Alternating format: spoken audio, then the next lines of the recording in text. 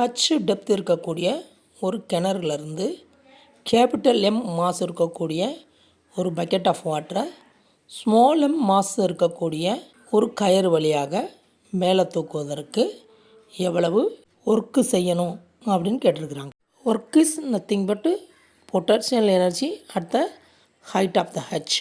அப்போ potential energy அப்படின்றது MGH அப்படின்னு சொல்லுவாங்க.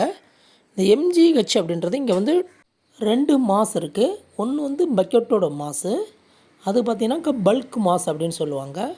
இன்னொன்று பார்த்திங்கனாக்கா கயிறோட மாசு. கயிறோட மாஸ் பார்த்திங்கன்னு சொன்னாக்கா ஒரு லென்த்தில் இருக்குது. ஆகவே அது வந்து டிஸ்ட்ரிபியூட்டட் மாஸ். அப்போ பல்க்கு மாஸை நம்ம அப்படி எம்மாவே கேபிட்டல் எம்மாவே எடுத்துக்கிறணும்.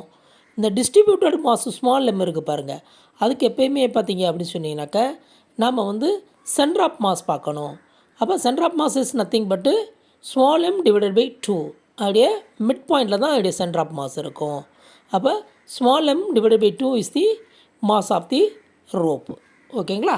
அப்போ பார்க்கும்போது அப்போ capital M plus small m divided by 2 into GH is the answer.